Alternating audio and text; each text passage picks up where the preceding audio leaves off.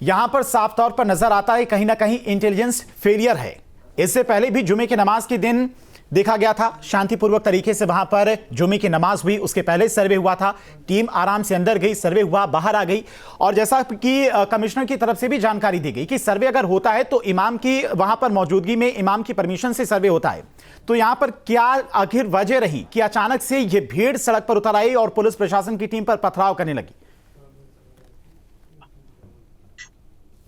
Hello जी, आवाज आ रही है? जी जी अवधेश जी, आप तक आवाज आ रही है? जी जी, मुझे आ रही है। मैं देखिए बताऊं आपको पत्रकार महोदय, पहले मैं संभल का थोड़ा इतिहास में आपको दर्शकों को बताना चाहूंगा ताकि वो भी समझ सके सच्चाई क्या है। देखिए संभल का यदि हम इतिहास देखें तो संभल एक ऐतिहासिक धर्म नगरी जिसमें 68 तीर्थ हैं और 19 कूप, और इन सभी का जो केंद्रीय बिंदु है वो हरिहर मंदिर है। और हरिहर मंदिर की यदि हम बात करें तो ये आज का नहीं है। ये जब पृथ्वीराज चौहान की राजधानी संभल रही थी 1178 से 1193 के बीच में, तब भी यह मंदिर था, तब भी पृथ्वीराज चौहान जी वहां पूजा करते थे। लेकिन उसके बाद जब 1526 और 29 के बीच में जब बाबर हमारे देश में आया, उसने जब भारत के मुख्य मंदिर तोड़े थे, उसमें एक राम मंदिर भी था अयोध्या का, उसमें एक पानीपत का मंदिर था जो आज के समय में काबली मस्जिद के नाम से जानी जाती है। अवधेश चलिए वो कोर्ट को तय करने दीजिए ना, वो कोर्ट को तय करने दीजिए। सर्वे रिपोर्ट जो होगी उसी के आधार पर कोर्ट अपना फैसला देगा। लेकिन आज जो हुआ संभल में, वो किसका फेलियर है? मैं उसी पर बता रहा हूं। देखिए मैं ये नहीं कह रहा कि वो क्या है क्या नहीं है, मैं आपको इतिहास बता रहा हूं, ठीक है। उसके बाद वो जो है मस्जिद बनाई गई, कोई बात नहीं, मैं उस पर नहीं जा रहा। लेकिन उस ढांचे को जो कह रहे हैं कि मस्जिद है वो भी गलत है, वो भी संविधान के खिलाफ बात कर रहे हैं, क्योंकि वो इस समय विवादित ढांचा है। उसको हम विवादित ढांचा कहें तो अच्छा है। वहां के संभल के जो सांसद हैं जियाउर रहमान बर्क, को कहते हैं ये मस्जिद थी, मस्जिद है और इंशाल्लाह मस्जिद रहेगी कयामत तक। भाई ये तो संविधान का विरोध हो गया पूरी तरह से। आप क्या कौन जज हैं, आप क्या कोर्ट हैं, आप जो फैसला दे रहे हैं कि मस्जिद है, मस्जिद की मस्जिद रहेगी। रही बात देखिए पथराव होगी। अब मैं आपको बताऊं पत्रकार महोदय, जो सर्वे का जो आदेश दिया वो किसने दिया? माननीय न्यायालय ने दिया, और संवैधानिक तरीके से दिया गया। ऐसा तो है नहीं कोई जोर जबरदस्ती तरीके से दिया गया। संवैधानिक तरीके से सर्वे टीम संभल पहुंची, ठीक है। उस पर पथराव करने वाला कौन? विशेष धर्म के लोग। यदि भाई एक बात बताइए, यदि आपको लगता है कि वो आपकी जागीर है, आपके आकाओं की जागीर है, फिर डर किस बात का? होने दो सर्वे, क्या दिक्कत है? और यदि नहीं है आपकी जागीर तो भाई जिसकी जागीर है उसको दे दो, आपका भाईचारा बना रहेगा, गंगा जमनी तहजीब बरकरार रहेगी देश में। लेकिन कुछ करने को तैयार नहीं है, पथराव करने को तैयार है। अब ये बताइए, अभी पुलिस अधिकारी बात कह रहे थे, बहुत अच्छी बात कह रहे थे कि जो युवा आए थे उनको किसने भड़काया था? भाई उनको ये नहीं पता मेरा भविष्य क्या है, मेरे भविष्य में आज मुझे क्या करना है, आगे पथराव करने आगे। यदि किसी के चोट लग गई तो कह रहे हैं कि भैया उनके चोट लग गई है, उनको गोली लग गई है, उनको उन पर पथराव किया गया है। उनको ये नहीं दिख रहा पुलिस प्रशासन के जो अधिकारी है वो घायल हुए हैं, वो किसी को दिखाई नहीं दे रहा। अरे भाई आपको क्या करने गए थे वहां पे? पढ़ाई करने गए थे, कोई एग्जाम देने गए थे क्या? ठीक है आशीष, करने गए थे वहां पर? आशीष जी, क्या वजह रही अचानक से इतनी भीड़ सुबह सुबह पहुंच गई? और जो है वहां पर जो टीम पहुंची थी सर्वे करने के लिए, पुलिस प्रशासन की जो सुरक्षा वहां पर तैनात थी, उस पर पथराव अचानक से किया जाने लगा। और अधिकतर युवाएं, पुलिस प्रशासन की तरफ से भी कहा जा रहा है कि उनको अपने भविष्य की परवाह नहीं है, सब कुछ वहां पर परमिशन के हिसाब से, कोर्ट के आदेश पर हो रहा था। जियाउर रहमान बर्क का इलाका है, समाजवादी पार्टी का गढ़ कहा जाता है। ऐसे इलाके में इस तरह की घटना पर क्या कहेंगे आप? पहले तो आपसे एक गुजारिश है कि वो नाम थोड़ा सही कर ले, वो मेजर आशीष चतुर्वेदी है, तो बेहतर होगा अगर उस तरह ही रहेगा। जहां तक ये आज जो ये घटना हुई है, बहुत ही दुर्भाग्यपूर्ण घटना है, और आपके चैनल के माध्यम से मैं ऐसी जो लोग ऐसा कर रहे हैं उनसे ये निवेदन करना चाहूंगा कि कभी भी आप पथराव मत करिए। आप किसी चीज से असहमत हैं तो उसका एक न्यायिक तरीका है, उसका एक कानूनी तरीका है, उसके तहत चलिए। कभी भी पथराव मत करिए, क्योंकि उससे स्थितियां, परिस्थितियां न केवल आपके शहर की और आपकी बिगड़ती हैं, बल्कि उसका प्रभाव अब बाकी अन्य स्थानों पर भी पड़ता है। तो वो किसी के फायदे की चीज नहीं है। पथराव से सर्वे या कोई इस तरीके की चीजें तो रुक तो जाएगी नहीं, तो पथराव करके हासिल क्या होगा? कुछ हासिल नहीं होगा, उल्टा स्थितियां और बिगड़ेंगी। तो बहुत दुर्भाग्यपूर्ण है। और अगर न्यायालय ने कहा है कि सर्वे हो रहा है, होना चाहिए, तो हो जाने दीजिए। उसके बाद जो भी साक्ष्य हैं वो अभी कोर्ट में जाएंगे, और कोर्ट में अभी एक लंबी लड़ाई जैसे हमेशा चलती है, एक चलती रहेगी। उसमें जाकर के पथराव करने से आप केवल परिस्थितियों को बिगाड़ेंगे, अपने लिए भी। यही चीज तो युवा समझे नहीं, जिन लोगों के द्वारा पथराव किया गया, जो उपद्रवी थे, यही चीज उनको समझ में नहीं आई। 3 लोगों की हिंसा में जान भी चली गई। पुलिस कमिश्नर कह रहे हैं कि ये कहीं ना कहीं उकसावे की बात भी सामने आ रही कि बिना उकसावे के अचानक से ये भीड़ सड़क पर नहीं आ जाएगी। हाँ, जाहिर सी बात है, किसी ना किसी ने अपना इस तरीके की गलत जो बात है समझाई है कि पथराव करना चाहिए, विरोध करना है, लोकतांत्रिक तरीके से अपना विरोध आप करिए। आप वहां धरना दे सकते हैं, बैठ सकते हैं, लेकिन पथराव करना सही नहीं है। अब देखिए, 3 लोगों ने जान गंवा दी। आज वो 3 जिन लोगों ने भी, जिसके परिवार ने वो अपने लोगों को खोया है, किस लिए खोया है? बस बेवजह एक सर्वे का विरोध करने गए और आपने अपने परिवारजनों की जान गंवा दी। बाकियों के लिए क्या खोया? किसी के लिए नहीं। आपके परिवार से कोई चला गया, और जो लोग अरेस्ट हुए हैं पथराव के मामले में, उन पे मुकदमा चलेगा। तो मैं वही कह रहा हूं कि अगर विरोध करना है तो उसका एक तरीका है, उस माध्यम से विरोध करिए। पथराव कर करके आप जो है अपने लिए और अपने जनों के लिए दिक्कतें बढ़ाएंगे, तो वो रास्ता इख्तियार मत करें। मां चेतनानंद सरस्वती जी, आज की हिंसा पर, आज की घटना पर क्या कहेंगी? क्या वजह हो सकती है कि अचानक से जिस जगह पर एक बार पहले भी सर्वे हो चुका और शांतिपूर्वक तरीके से सर्वे हुआ था, इमाम की परमिशन से सर्वे हुआ था, और आज जब सर्वे करने के लिए टीम पहुंची, अचानक से प्री प्लानिंग, एक तरह से कहें तो प्री प्लानिंग के तहत अचानक से पुलिस प्रशासन की टीम पर पथराव किया गया? देखिए धीरेन्द्र जी, ये जो सारी कवायद है, ये इस देश में बहुसंख्यकों को डराने और धमकाने की कवायद है। ये लगातार इस तरीके की हिंसा की घटनाएं जो की जा रही हैं, एक तरफ आप संविधान को हाथ में लेते हैं और कहते हैं कि हम संविधान से चलने वाले लोग हैं, दूसरी तरफ जब न्यायालय से कोई निर्णय आपके पक्ष में नहीं आता है तो आप हिंसा करते हैं, आप आगजनी करते हैं, आप पथराव करते हैं, आप पुलिस वालों को मारते पीटते हैं, आप पेट्रोल बम का यूज करते हैं। तो ये सारी जो प्रक्रिया है, ये एक जिहादी मानसिकता की प्रक्रिया है, और ये देश को जिस तरफ ले जा रही है, सबसे बड़ी बात यह है कि वो बहुत खतरनाक है। संभल में जो कुछ हुआ वो ना तो संवैधानिक कहा जा सकता है, ना धार्मिक कहा जा सकता है। उन्मादी भीड़ पर साहब ने पहले उकसाया का बयान है कि हम होने नहीं देंगे, हम करने नहीं देंगे, करके देखें, पैर रख के देखें। ये जो सारी बातें हैं, ये स्पष्ट इंगित करती है कि आप अपने युवाओं को हिंसा के लिए प्रेरित कर रहे हैं, हिंसा के लिए भड़का रहे हैं और हिंसा कर रहे हैं, और आप एक आतंक कायम करना चाहते हैं, आतंक की सत्ता को कायम करना चाहते हैं। आप बहुसंख्यकों को डराकर उनसे उनकी मौलिक अधिकारों को छीनना चाहते हैं। जब न्यायालय में कोई परिवाद है तो आपको क्या आवश्यकता थी वहां इकट्ठा होकर आगजनी करने की? इसका अर्थ ही है कि आप ये बताना चाहते हैं कि हम हिंसा के माध्यम से आपको आपके अधिकारों से वंचित कर सकते हैं। ये बहुत गंभीर मामला है।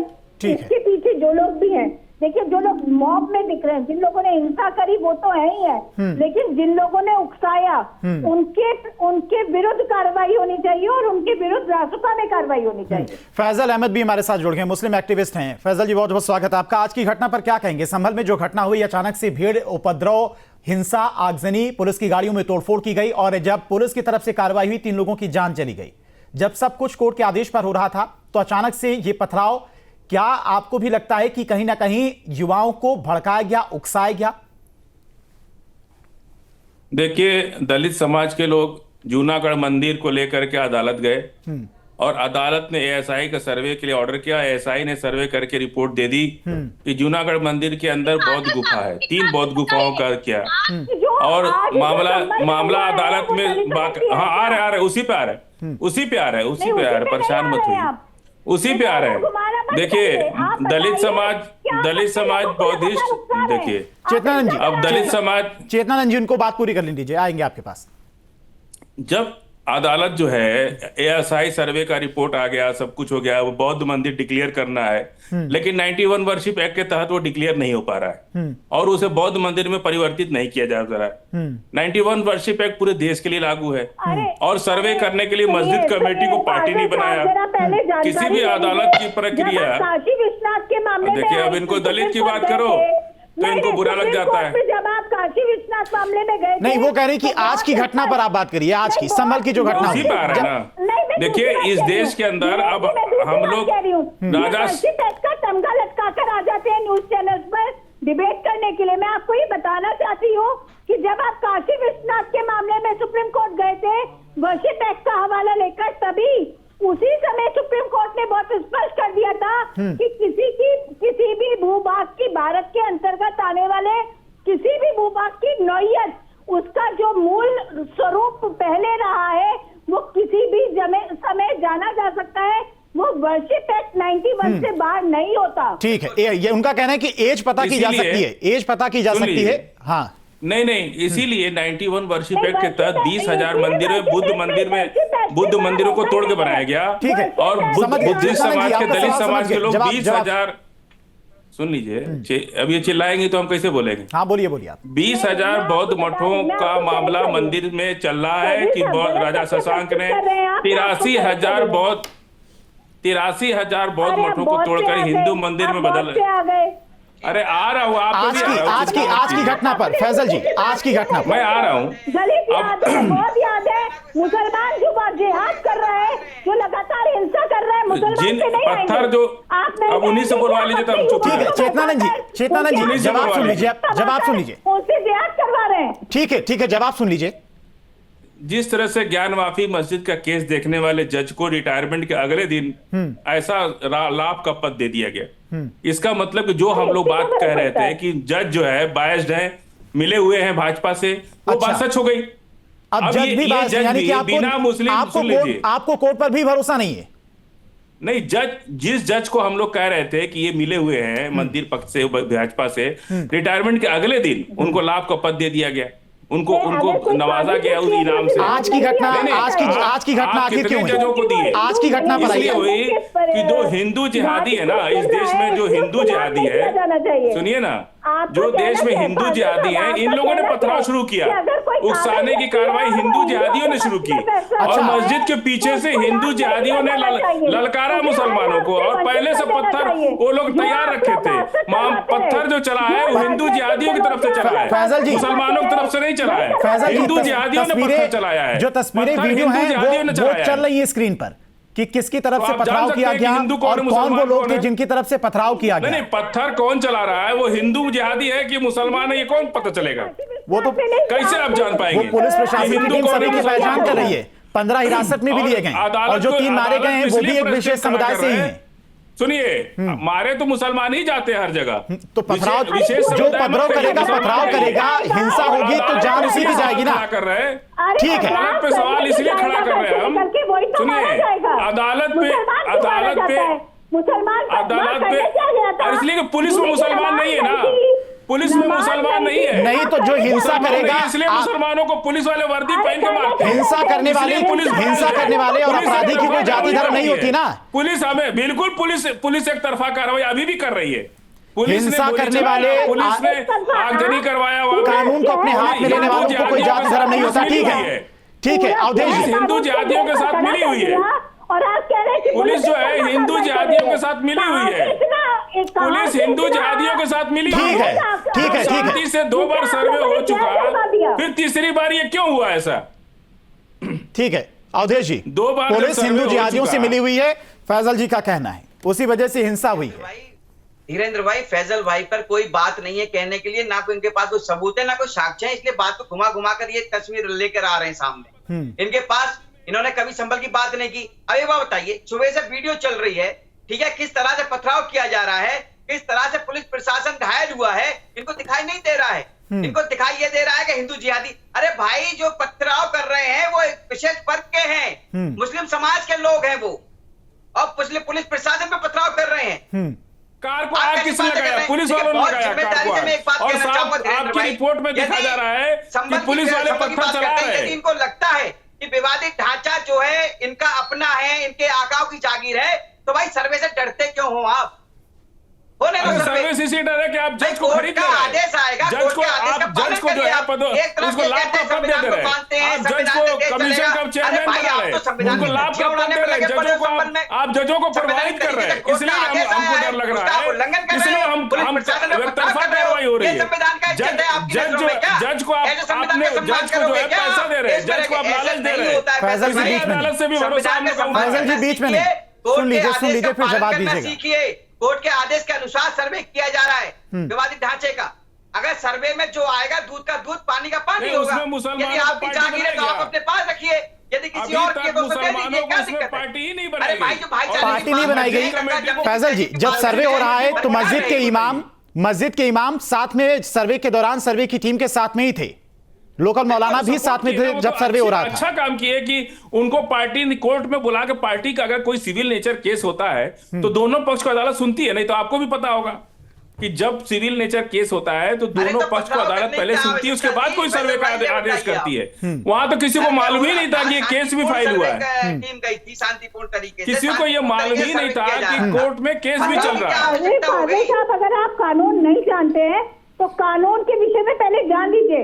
अगर पार्टी नहीं बनाया जानते हैं तो बता दीजिए कि दोनों पार्टी सिविल नेचर केस में, सिविल केस में पार्टी बनाया जाता है कि नहीं है? दोनों पक्षकार करनी है, आपको आतंक फैलाना है, आपको जिहाद करना है। बेसिक मानसिकता में जो आपके हिंसा घुस चुकी है ना, उसको निकाला पर हम कल आपके मंदिर पर अगर हम वाद दाखिल करें तो आपको सुनेगा कि नहीं कोर्ट सुनेगा, ये बताइए। आपके मंदिर पर अगर हम वाद दाखिल कर दें तो क्या अदालत आपको सुनेगा कि नहीं सुनेगा? हाथ में लिए आपने आगजनी का सामान हाथ में लिया और खुलकर आगजनी की, खुलकर पत्थरबाजी की। वो तो जो आगजनी कर रहा है उसको पुलिस देखेगी, वो आप चिंता मत कीजिए। अदालत कानून अपने सक्षम तरीके से उसको देखेगी कि कौन आगजनी कर रहा है। अगर निष्पक्ष जांच करेगी तो हिंदू जिहादियों का भी चेहरा बेनकाब हो जाएगा, हिंदू जिहादियों का भी चेहरा बेनकाब हो जाएगा। इसी में हिंदू जिहादी आप कह रहे हैं, हिंदुओं को वहां पर पथराव करने की क्या आवश्यकता पड़ जाएगी? सर्वे की मांग थी हिंदू पक्ष की, नहीं, सर्वे की मांग थी हिंदू पक्ष की, सर्वे हो रहा था, कोर्ट के आदेश पर हो रहा था। हिंदू जिहादी जो आप कह रहे हैं, हिंदू जिहादी हिंदू पथराव वहां पर क्यों करेगा? क्या जरूरत है हिंदू को पथराव करने की? वहां 2 दिन से कैसे शांति से सर्वे हो रहा है, उनको बर्दाश्त नहीं हुआ, उनको तो दंगा कराना था। दंगा कराने के लिए योजनाबद्ध तरीके से हिंदू जिहादियों ने वहां पे ठीक है। आशीष जी ये बताइए, आशीष जी, फैजल जी कह रहे हैं कि आज जो हिंसा हुई है उसके पीछे हिंदू जिहादियों की तरफ से पथराव किया गया, उसी वजह से ये हिंसा हुई। बिल्कुल हिंदू जिहादी है। कैसे पुलिस के रहते पथराव कैसे हो गया?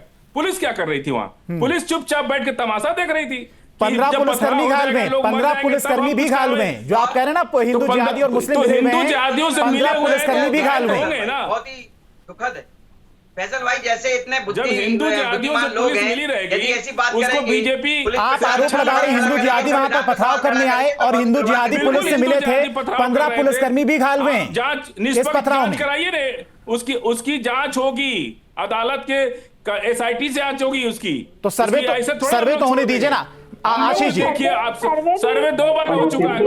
आशीष जी ठीक है, आएंगे आपके पास आएंगे। आशीष जी, जैसे मैंने पहले भी कहा, बहुत ही दुर्भाग्यपूर्ण घटना है, ऐसा नहीं होना चाहिए था। और कहीं ना कहीं जिन लोगों ने भी पथराव किया उन लोगों ने गलत किया, जिसके भी उकसाने पे किया। वो जांच का विषय है कि कौन लोग थे जिन्होंने पथराव किया, और कहीं ना कहीं आगे ऐसा सुनिश्चित करना चाहिए। लोगों को इस चीज से सीख लेनी चाहिए कि आगे यदि भविष्य में कहीं कोई विवाद होता है, कहीं कोई सर्वे होता है, तो आप लोग संयम से काम लें और अपना विरोध अगर जताना भी है तो कानूनी प्रक्रिया के माध्यम से। फैजल जी कह रहे हैं, आशीष जी, फैजल जी कह रहे हैं कि वहां पर हिंदू जिहादी मौजूद थे, उनकी तरफ से पथराव किया गया और उसके बाद दूसरे समुदाय की तरफ से पथराव किया गया। हिंदू जिहादी और पुलिस मिले थे, जिस वजह से यह हिंसा हुई। देखिए, अभी तो जांच का विषय है कि अभी तो पुलिस को जांच करनी होगी, तब पता चल पाएगा कि किसने पथराव किया था। तो अभी से ये कह देना कि इसने किया या उसने किया, मुझे लगता है थोड़ी जल्दबाजी होगी। पहले जांच होने दें, उसमें पता चल जाएगा कि किन लोगों ने पथराव किया था। लेकिन भविष्य में आगे ऐसा नहीं होना चाहिए। कहीं ना कहीं इससे जो है मैं ये फिर से कहना चाहूंगा कि न केवल उस जगह पे जहां ये विवाद होता है वहां माहौल खराब होता है, बल्कि देश में, प्रदेश में अन्य जगह भी जो है माहौल खराब होता है। जो हिंदू मुस्लिम के बीच की जो दीवार है ये कहीं ना कहीं और बढ़ती है। हमें इसे बढ़ाना नहीं है, हमें इसे घटाना है। तो इसे घटाने का तरीका क्या है? इसे घटाने का तरीका यही है, जब सियासत कहीं ऐसी चीजें करे जिससे विवाद उत्पन्न होता है, चाहे किसी भी माध्यम से आए, वो आपको संयम रखना है। सियासत नहीं कर रही, न्यायालय कर रहा है। नहीं, वो किसी भी माध्यम से आया बात भाई, जब कोई राजनीतिक दल कहीं कोर्ट में जाता है तो वो उसी माध्यम से आ जाता है। तो कहीं ना कहीं जब भी सियासत होगी, और ये भी नहीं है कि ये आखिरी मामला है, अभी आप देखते जाइए भविष्य में आने वाले समय में ऐसी बहुत सी चीजें सामने आएंगी। बहुत बार यही चीजें उठ करके आएंगी जो मूलभूत चीजें हैं, जैसे महंगाई, शिक्षा। 82,000 बुद्ध स्तूपा को तोड़ के जो मंदिर बनाया गया है उस पर भी बात चल रही है। और 91 वर्षिप एक्ट इसीलिए बनाया गया था कि कोई स्तूपा की मांग न कर पाए। दलित बुद्धिस्ट समाज के लोग जो है खोज रहे हैं कि 82,000 स्तूपा को तोड़ के जो मंदिर बनाया गया हमको वापस दिया जाए। इसलिए 91 वर्षिप एक्ट बनाया गया इस देश के अंदर कि कोई स्तूपा जो है मंदिर में ना कोई मंदिर को ना आचावे। स्तूपा की मांग कर रहे हैं कि 82,000 सम्राट अशोक के जमाने के बनाए हुए बुद्ध स्तूपा को राजा शशांक ने तोड़ दिया। तोड़ करके तो 82,000 बुद्ध स्तूपा को दलित समाज के लोग मांग रहे हैं कि हमको दिया जाए वापस। उस भूभाग की नौयत जान सकता है। अगर फाजिल साहब आपको नहीं जानकारी है तो अरे एक सर्वे नंबर जब सर्वे नंबर हो के जब किसी जांच नहीं हो रही है, किसी भी मस्जिद को आप बोल दीजिए कि मंदिर है, और किसी भी फैसला सड़कों पर नहीं होगा, फैसला न्यायालयों में होगा। न्यायालय में तो जज को आप लोग पदोन्नति देते रहे, पैसा दे करके उनको पद दे। अब न्यायपालिका पर भी आपको भरोसा नहीं। ठीक है फैसल, हम लोग